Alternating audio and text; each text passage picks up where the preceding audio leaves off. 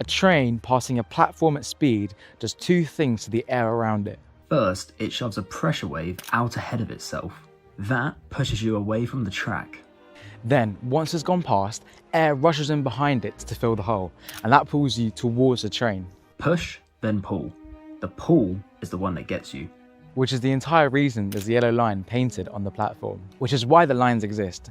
At any platform where trains move past more than 100 miles an hour, a yellow line is mandatory. Usually 1.5 meters back. And that's not a rule of thumb, that's a written industry standard.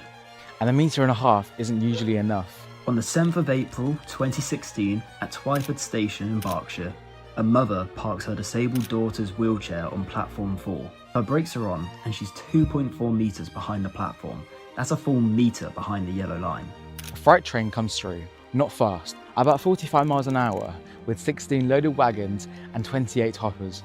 Her foot clipped several carriages and left her with a minor foot injury. The Royal Accident Investigation Branch took the case, and their first instinct was the obvious one: the brakes weren't on.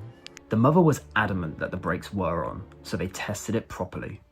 Ultrasonic anemometers were set up on the platform that night, exactly 2.4 meters from the edge where the wheelchair had been. What they found is that freight trains are worse than express trains. Passenger trains are smooth, air flows through them quite politely.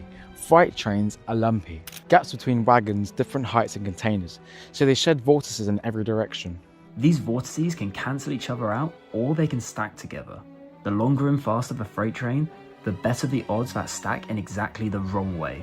A freight train doing 45 can hit harder than a passenger train doing double that. One more thing, is crossing it against the law? Not directly.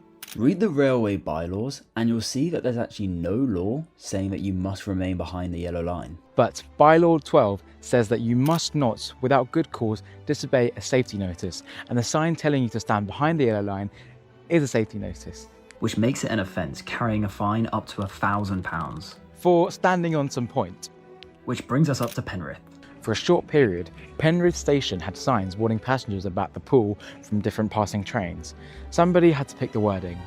The warning said, "You might get sucked off."